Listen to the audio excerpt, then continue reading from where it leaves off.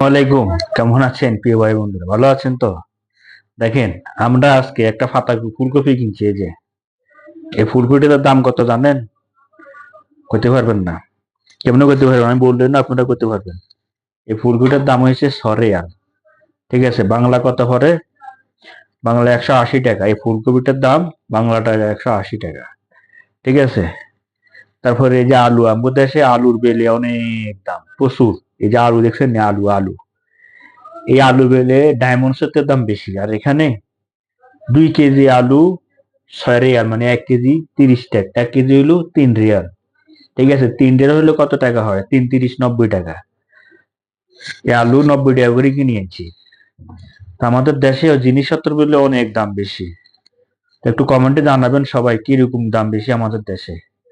ভাই, আসল ঘটনা হলো কি, যারা আমাদের নতুন গঠন করেছে সরকার, দোষ তো তাদের না, দোষ তো আগেই করে দিয়ে চলে গেছে।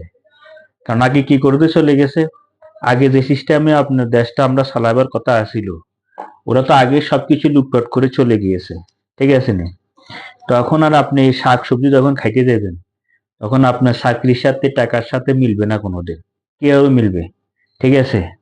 তারপরে আজকে এই যে দেখেন, এই যে ইলিশ মাছের ল্যাংড়া দেখছেন, এই যে ইলিশ মাছের ল্যাংড়া দেখাইতেছি আপনাদেরকে। রান্না ছোট মাছ, আর ছোট, একেবারে ছোট। কেজি এই দেশে পড়ছে কত? 27 টাকা কেজি। কথা বুঝছেন নি? তো যাক, আমি আমার কথায় আসি। তা আমরা যদি দেশে এরকম শাকসবজি যখন খাইতে যায় বর্তমানে, তাহলে দেখা যায় কি, যাদের দৈনিক 500 টাকা ইনকাম আছে তারা খাইতে পারবো না।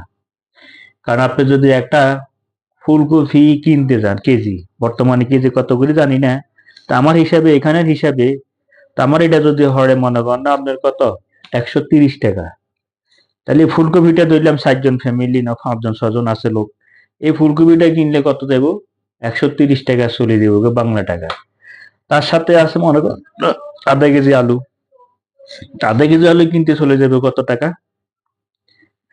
ধরেন আমার এখানে পড়ছে 90 টাকা।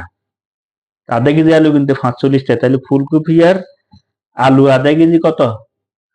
200 টাকা শেষ। এর পরে আপনি এটার সাথে যদি মাছ দিতে হয়, 1 কেজি মাছ কিনতে হইব কত? 400 টাকা দিয়ে, 500 টাকা দিয়ে। তা আধা কেজি মাছ কিনতে হইলে কত টাকা দিয়ে কিনতে হবে? 200 টাকা। তাহলে 400 টাকা এখানে শেষ। বাকি রইল তার ডাউল, চাউল, তেল, ময় মশলা। এই টাকাটাই কিভাবে করতে? তাতে যদি দৈনিক 500 টাকার বাজার লাগে, 500 টাকা তো হবেই না। কারণ 200 টাকা, 400 টাকা তো আপনার এখানেই শেষ। মাছ, কফি, আলুয়ে যদি মিক্স করি ফাঁকায় সবজি, তার বাকি টাকাটা কই ভাইব? তাহলে 500 টাকা যদি সে ইনকাম করে দৈনিক মাসে 15,000 টাকা, দেখা যায় তার ফ্যামিলিতে 4 5 জন খানা হয়, তাহলে 15,000 টাকা হবে না। অন্তত নিম্ন স্তরে 20 থেকে 30,000 টাকা লাগবে। এখন তার ইনকাম আছে কত? 15,000। সে বাকি টাকাটা কই পাইব? এবার আপনারাই বলেন। তো সে বাকি টাকাটা, সে যদি কোনো সরকারি চাকরি করে, অথচ সে ঘুষ খাইতে হইব। হ্যাঁ। আর যদি কোনো সরকারি চাকরি না করে, তাহলে সে কি কি করতে হইব? মাছ কিনলে, মাছ খাইলে সবজি খাইতে ইতো না, সবজি খাইলে মাছ খাইতে ইতো না। এটাই করতে হবে।